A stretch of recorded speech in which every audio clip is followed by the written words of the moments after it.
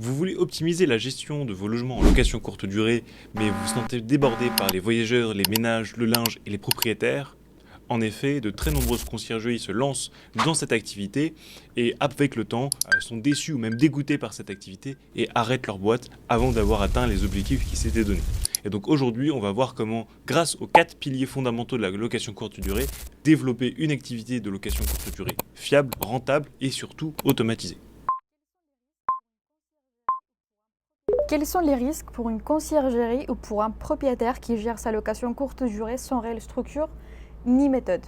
Le risque pour une conciergerie de se développer sans structure ni méthode, c'est que petit à petit, les logements arrivant, vous allez avoir de plus en plus de voyageurs, de plus en plus d'aides ménagères et du coup de plus en plus de propriétaires avec lesquels vous allez discuter.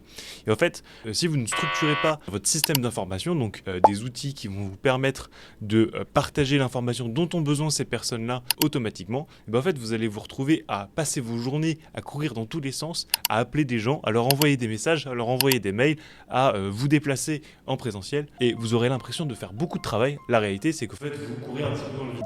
Ça ne vous apportera pas réellement de solution et surtout, le jour où vous disparaissez, que vous partez en vacances, que vous partez en week-end, en fait, votre boîte s'arrête parce que vous étiez la source d'information de votre entreprise. Vous étiez la seule personne capable de prendre des décisions.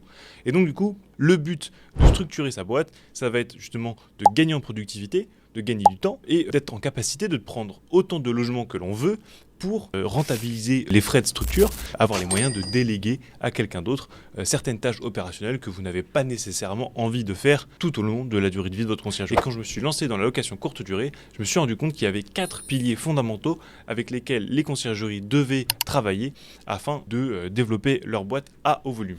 Le premier pilier fondamental pour l'activité de location courte durée, c'est la conciergerie. Cette conciergerie, c'est le professionnel qui va s'occuper et prendre en charge du logement confié par un propriétaire et va s'occuper du coup de rendre visible le logement aux voyageurs potentiels, s'occuper d'accueillir les voyageurs en communiquant avec eux, s'occuper des équipes de ménage afin que le logement soit remis en état, travailler avec la blanchisserie ou s'occuper lui-même du linge afin que les logements soient propres pour accueillir les prochains voyageurs et du coup faire la facturation aux propriétaires à la fin du mois afin de toucher leur argent. Le deuxième pilier, ce sont les prestataires. Parce que sans prestataires, vous n'allez pas pouvoir gérer plein de logements. Et ces prestataires, il faut qu'ils puissent être autonomes dans l'organisation de leur planning, la préparation des sacs de linge et de consommables de tous les matins, la réalisation des missions de ménage que vous leur confiez et la facturation de leurs prestations tous les mois une fois que vous les avez validées. Le troisième pilier, ce sont les propriétaires.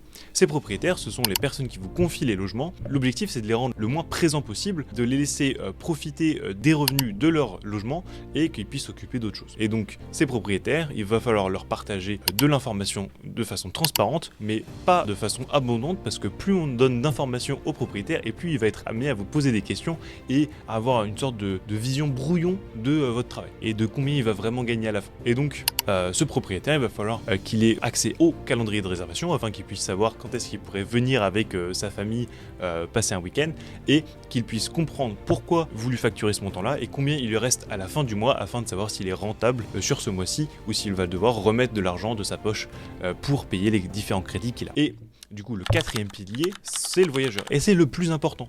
Pourquoi ? Parce que c'est celui qui paye tout cet écosystème. Le propriétaire pour son logement, les prestataires pour le ménage et vous pour votre commission et tout votre travail de gestion.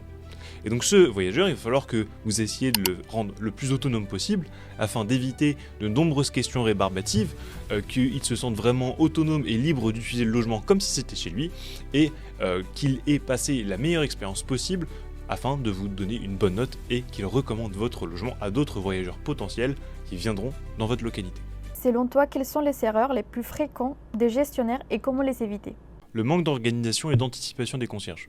En fait, beaucoup de concierges se comportent comme s'ils auront toujours 1, 2, 5, 10, 15 logements, alors qu'en fait, la conciergerie, c'est un métier en pleine évolution où il va y avoir des coups de bourre où vous allez pouvoir prendre jusqu'à 40, 50 logements en quelques mois et justement des moments où vous en allez en perdre 20, 30 logements parce que c'est la basse saison et que vous louez plus trop en ce moment.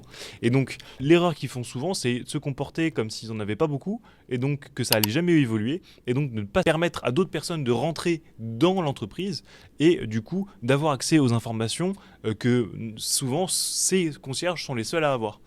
Et donc ça, c'est vraiment le plus gros problème parce que si il y a un propriétaire qui dit bon bah moi je veux vous confier le logement et le conciergerie est déjà à son maximum de capacité, et ben en fait il faudra soit recruter quelqu'un pour prendre ce nouveau logement, soit forcer sur le temps personnel du concierge, soit refuser ce logement, quoi. Et dis-moi, comment Passe-Passe aide ces gestionnaires? En fait, Passe-Passe, ça force les gestionnaires à tout de suite se comporter comme des entreprises qui sont structurées. En fait, le plus important dans ce métier, c'est l'information. Et donc, en fait, on va vous demander de synthétiser toute l'information que vous avez sur vos logements, sur vos prestataires, sur vos attentes, etc., dans Passe-Passe. Une fois que vous avez ajouté votre logement, c'est votre base de données la plus complète possible.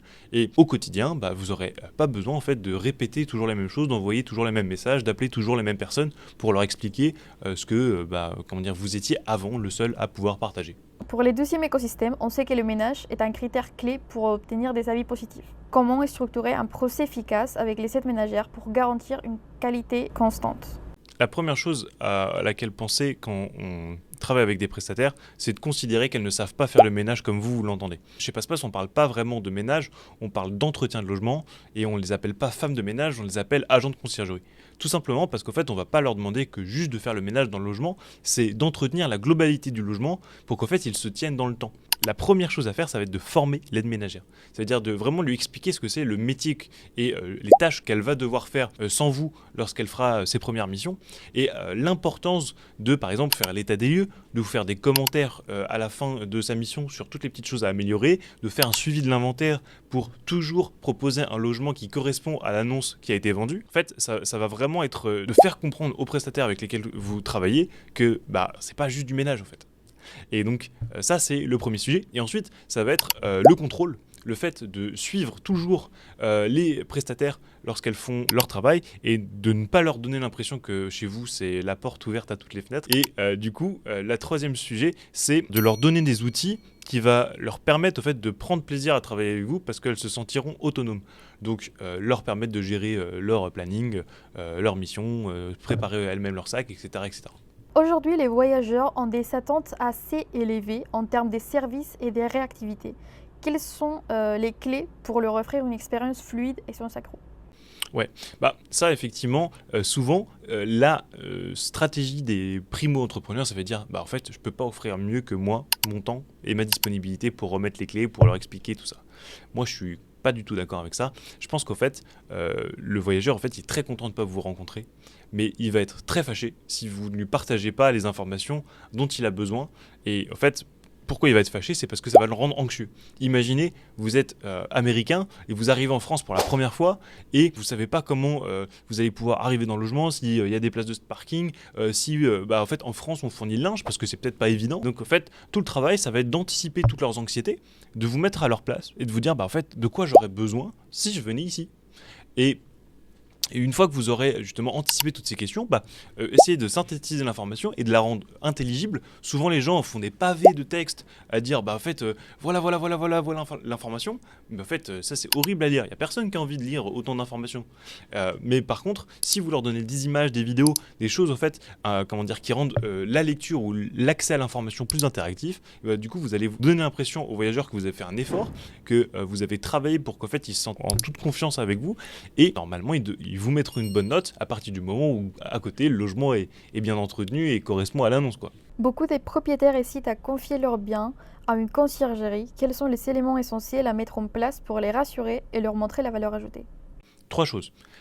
La première, c'est des experts juridiques, fiscaux, administratifs pour les aider en fait à optimiser le plus possible la rentabilité de leur logement en location courte durée. Et aussi vous mettre en tant qu'expert ou en tant que bon gestionnaire qui maîtrise son sujet. La deuxième chose, ça va être de leur éviter les tracas quotidiens de la location courte durée. Tout simplement parce que eux avaient l'habitude de la location longue durée où ils n'ont jamais loué leur logement et en fait vont être très très vite stressés par des choses que pour vous c'est le quotidien, quoi.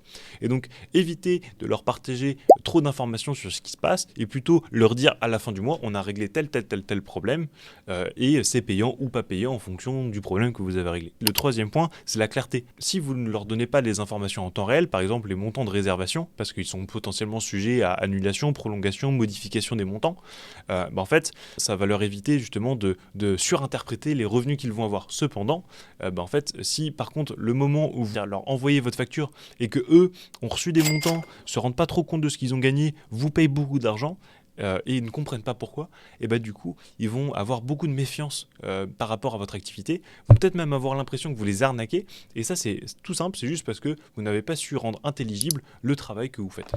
En résumé, pour réussir en location courte durée, il faut se structurer autour de ces 4 piliers fondamentaux que sont les concierges, les propriétaires, les voyageurs et les prestataires, réaliser un réel travail pour faire en sorte que chacun de ces personas ait les informations dont ils ont besoin au bon moment, et éviter, vous, le plus possible de toujours répéter les mêmes choses et d'être le centre d'information, mais plutôt réunir toutes les informations, toute la connaissance que vous avez de ces logements et de votre activité sur un support déporté, et ce support déporté, ça pourrait très bien être PassPass, parce que PassPass, c'est le seul logiciel qui a été réfléchi pour répondre aux problématiques des 4 personnages que je viens de vous citer. Donc si ça vous intéresse, vous pouvez prendre un rendez-vous avec Malik, notre responsable clientèle, qui aura le plaisir de vous faire une démo de notre solution et de vous présenter si, selon lui, votre activité, votre façon de fonctionner est compatible ou non avec PassPass. Et si tu es curieux d'en apprendre plus sur la location courte durée ou notre super logiciel qu'est PassPass, je te propose de regarder les petites vidéos que tu vas retrouver ici, ou alors d'aller dans la description, cliquer sur le lien de PassPass. On se retrouve sur PassPass, à très vite.